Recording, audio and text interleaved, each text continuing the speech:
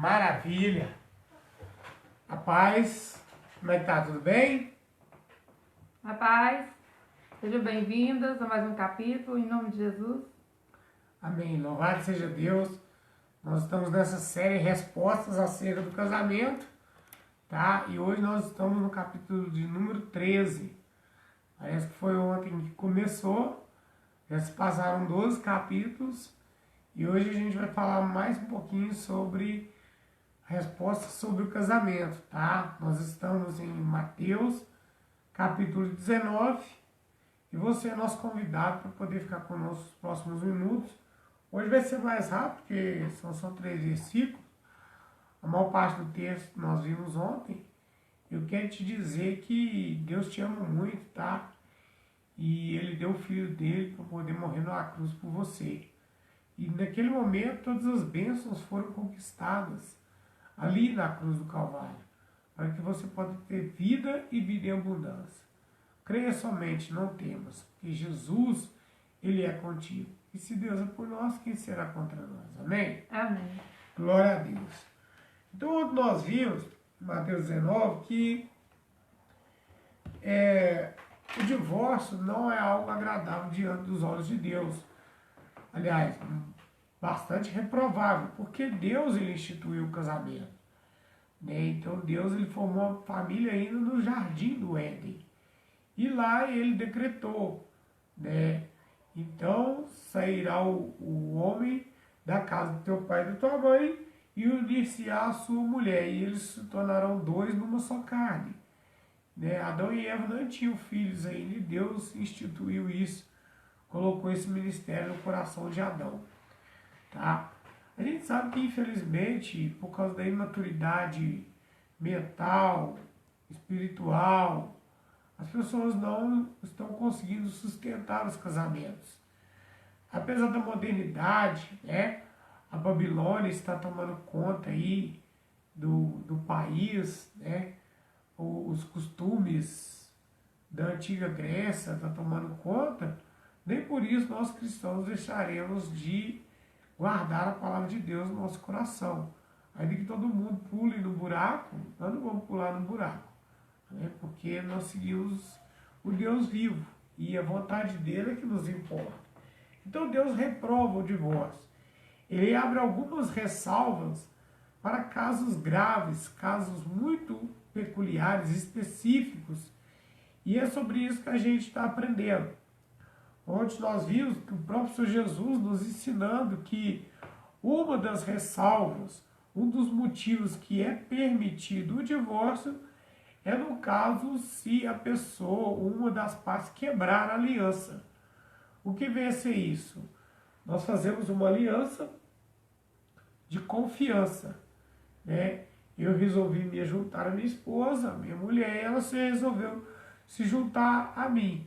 Mas se um dos dois quebrar a aliança, a outra parte está livre, tá? Neste caso, é permitido o divórcio. Mas também a gente não deve induzir a pessoa a cometer o adultério ou a prostituição, que é se relacionar com uma terceira pessoa antes do casamento, para que a gente fique vivo e livre, tá? Para nós, não interessa se existe casamento moderno, não interessa para nós se existe casamento aberto. A gente não está disposto a viver isso. Por mais que o mundo ofereça, a gente não está interessado. Amém? A gente está conversando aqui o modelo de casamento de Deus. O modelo que Deus propôs para nós. Se o mundo oferece aí formas, algumas diferentes, uma forma diferente aí, a gente não está interessado. Tá? Então a gente não vai nem elogiar e nem criticar, porque a gente não quer. Amém? A gente quer viver o modelo de Deus, porque a vontade de Deus ela é boa, perfeita e agradável. A vontade do mundo pode ser até boa e agradável, mas não é perfeita. Perfeição é só com Deus. Tá? Só que Ele ensina a nós. Então, se houver uma quebra de aliança, pode ter o divórcio, não quer dizer que deve ter o divórcio. Bom lembrar que nós vivemos o Deus do amor, o Deus do perdão. É difícil? É difícil perdoar. Mas Deus fala que a gente tem que perdoar. A gente não é obrigado mais a viver junto. Se houver uma quebra de aliança, não é obrigado mais a viver junto. Mas tem que perdoar. A mágoa, ela é do diabo. E a mágoa traz consigo outras maldições. Então, independente ou não, se vai ficar junto ou se não vai, após a traição, após a quebra de aliança, o perdão ele é incondicional. Independe. Se ficando junto ou não, tem que perdoar. Tá? Mas interessante, portanto, seja que a pessoa busque de Deus e ore para que a outra se arrependa e que o casamento seja preservado. Mas, se a situação não se sustentar, é um dos casos em que Deus permite, ele não manda, ele permite o divórcio. Tá? Agora, a segunda situação e última situação é que nós vamos ver hoje, matéria nova. Só para lembrar aqui, versículo 10. Lê para nós, Obreira. Alto, por favor. Disseram-lhe seus discípulos: se assim é condição do homem, relativamente à mulher, não convém casar. O ser humano ele quer uma coisa conveniente. Ele não quer lutar, ele não quer brigar, ele não quer fazer, né, por merecer. Apesar que essa questão do merecimento, eu vou pregar outro dia, porque o merecimento é do diabo. Nós vivemos pela graça. Nós somos abençoados sem merecer. Mas a gente tem que fazer por onde? Né? A gente pelo menos tem que mostrar para Deus que a gente está disposto a viver uma vida de santidade. Então o merecimento, você merece uma casa nova, você merece um carro novo, você merece, isso é coisa do diabo. Essa mídia de merecimento dessa geração, isso não é de Deus não. Porque Deus diz, ó, mesmo sem merecer eu te salvei, mesmo sem merecer eu te amei. Agora, pelo menos, tem um mínimo de decência e passa a viver em santidade, né? Aí os discípulos disseram, não convém casar. Mas Deus instituiu o casamento, não foi para ser conveniente. Conveniente é o quê? Você sai agora, 10, 11 horas da noite, não tem supermercado aberto. Pelo menos eu quero achar essa hora, não tem. Então você vai a uma loja de conveniência. Mesmo sem poder, você vai comprar. Por isso você vai pagar mais caro. Deus não fez o casamento para ser conveniente. Deus fez o casamento para te trazer crescimento, para te trazer edificação, para te tornar uma pessoa melhor, para você ser pai, para você ser mãe, para você discipular outro ser humano, para você crescer como cristão, para você subir de patamar.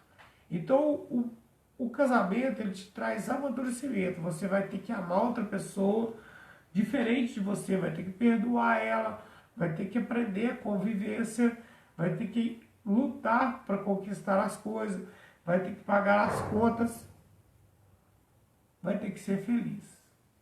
Amém? Então, o casamento ele traz crescimento, né?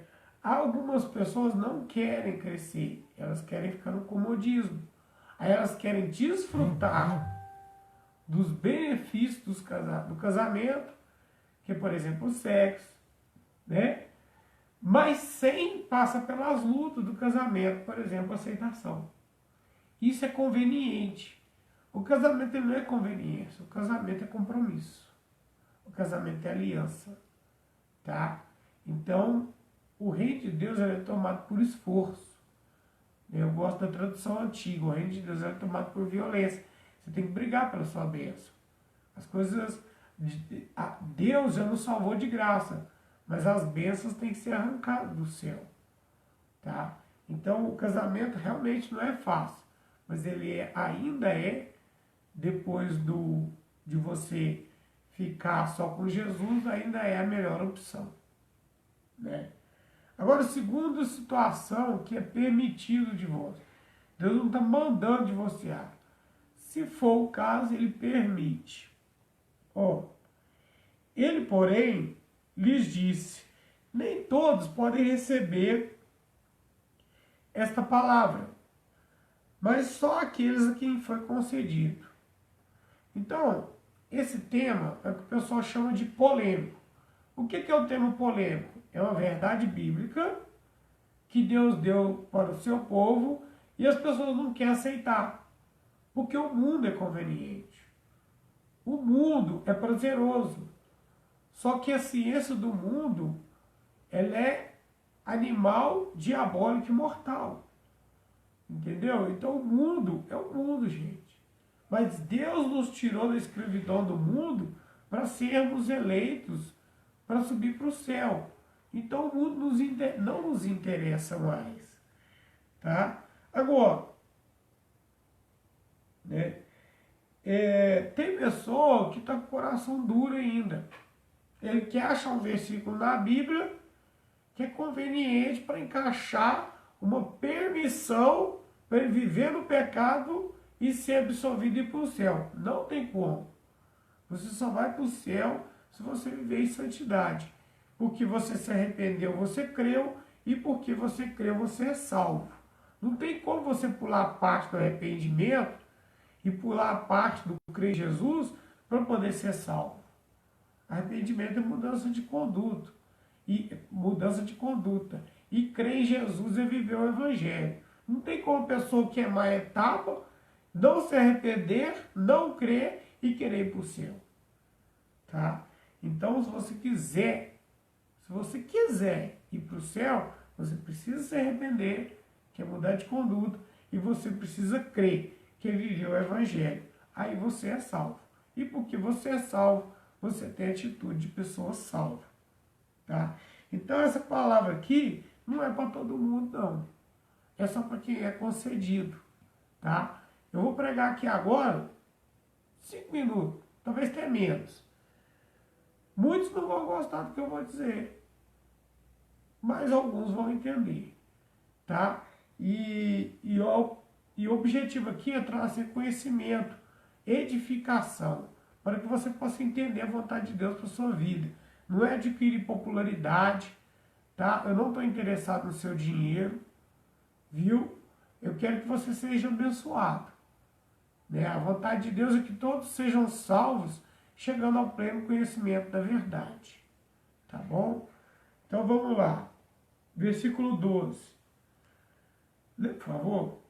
Porque há eunucos que assim nasceram do ventre da mãe. Amém. O que é eunuco? É o homem que não coabita com mulher.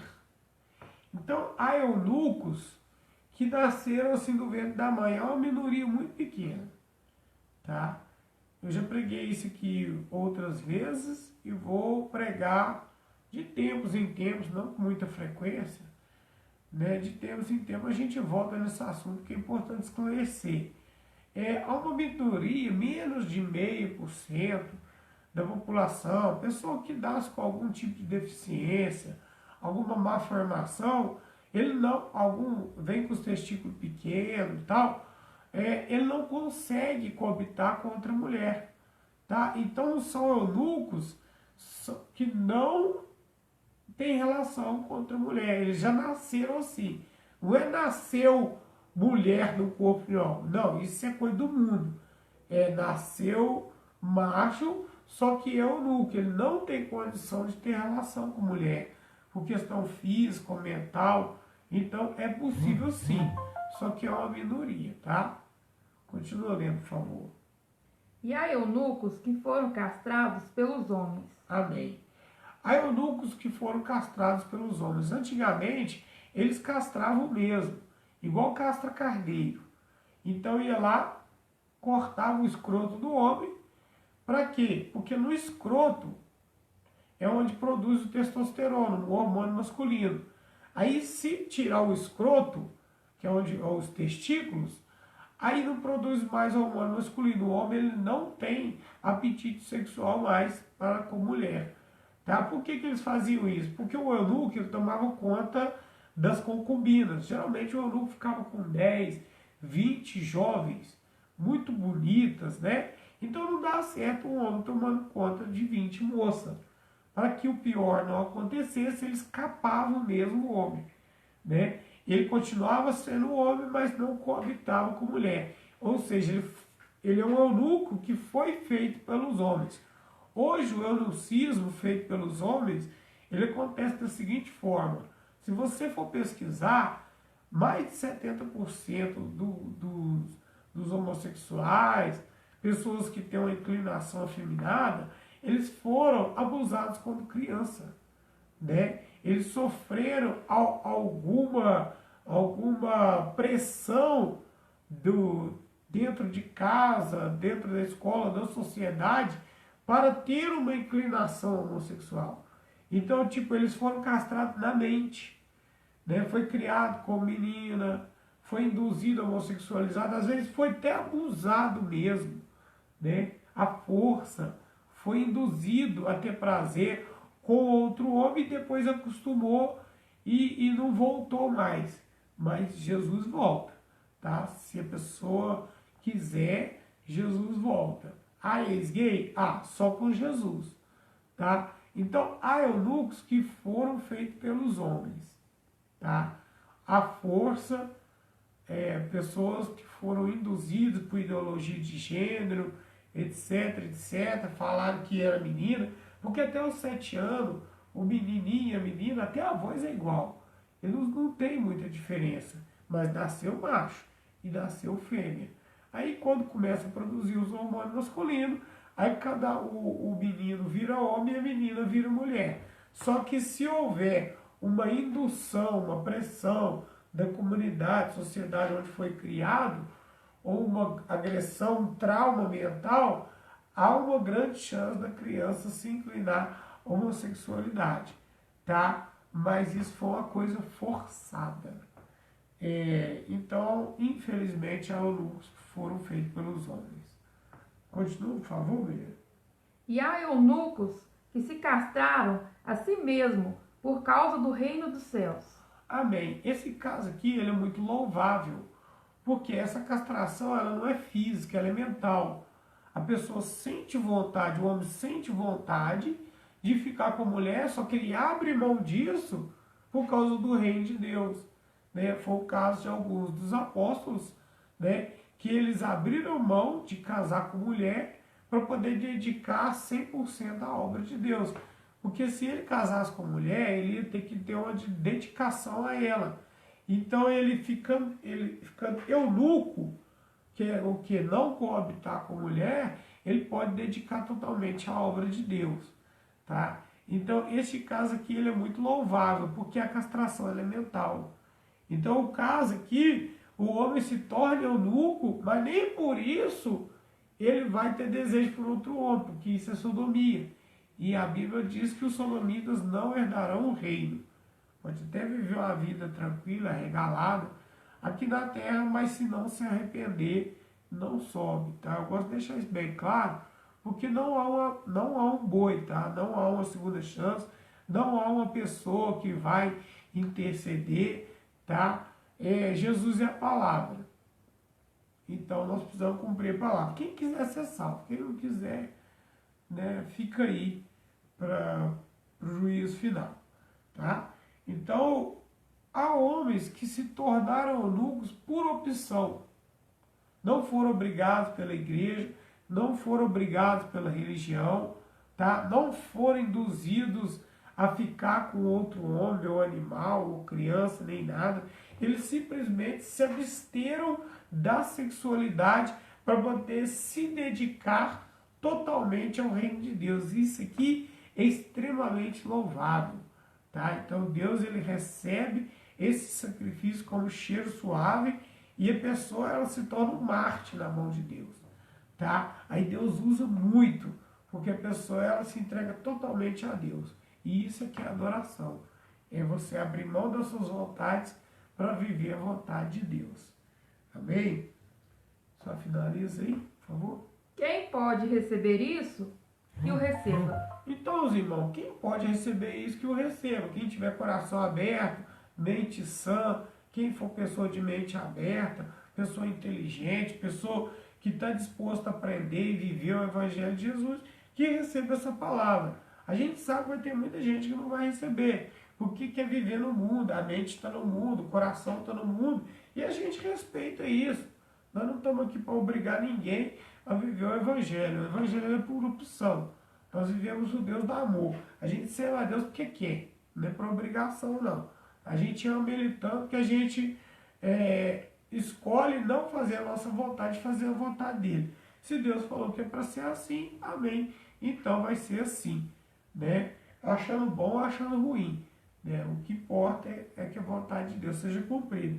Então, neste caso, Deus ele permite, ele não manda, mas ele permite o divórcio por quê? Imagina um casal. Antigamente eles tinham mania de casar os jovens à força, para juntar as fazendas, juntar as famílias, para o homem não ficar, o senhor não ficar difamado que o filho dele era um afeminado. Então eles forçavam os rapazes a casar com a mulher. E às vezes o rapaz era eunuco. Ou ele não coabitava com a mulher porque ele nasceu com uma disfunção, ou ele não coabitava com a mulher porque ele foi forçado pelos homens, ele foi induzido, né?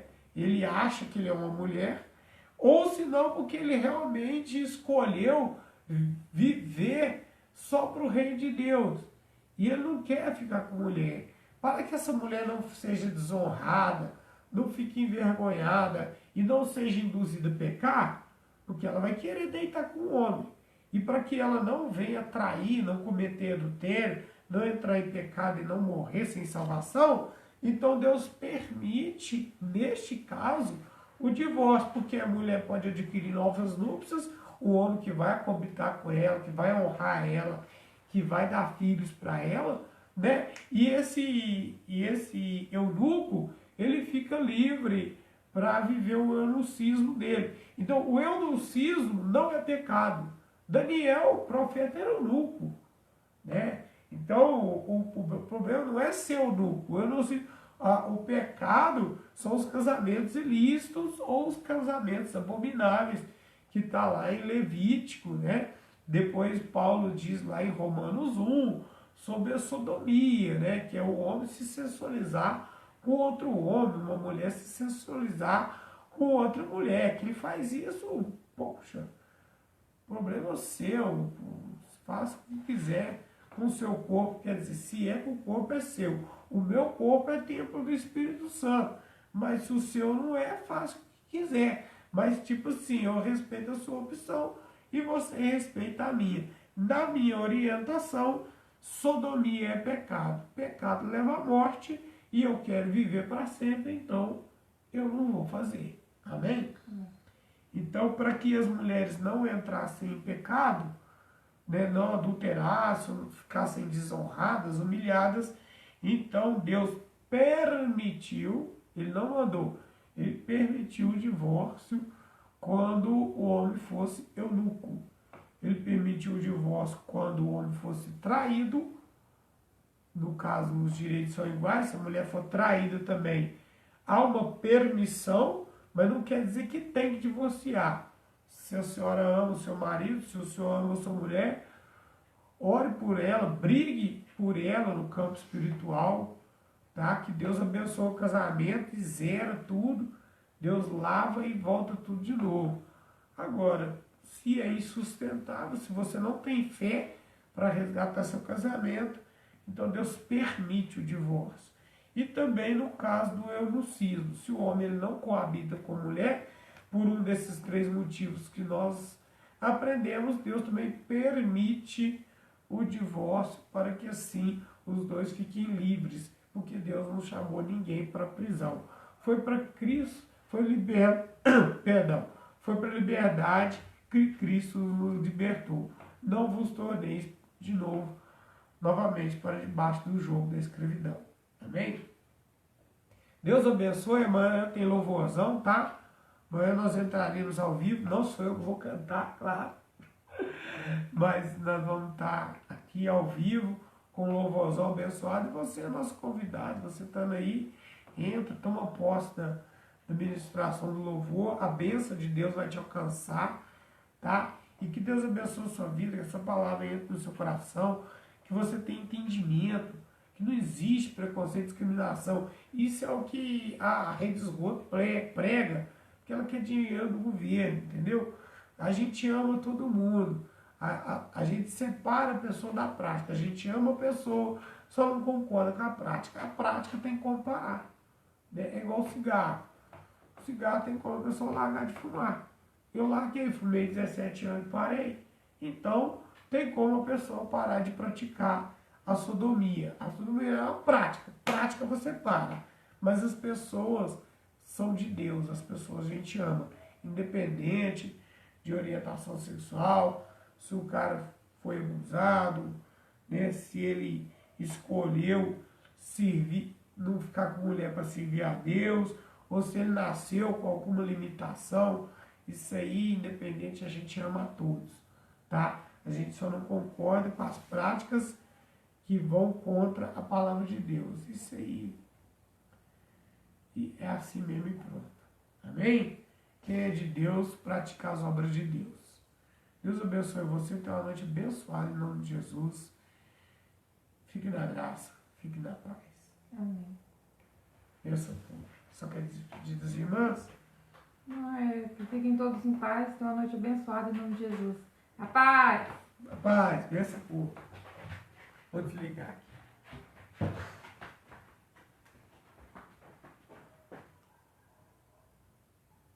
Glória a Deus.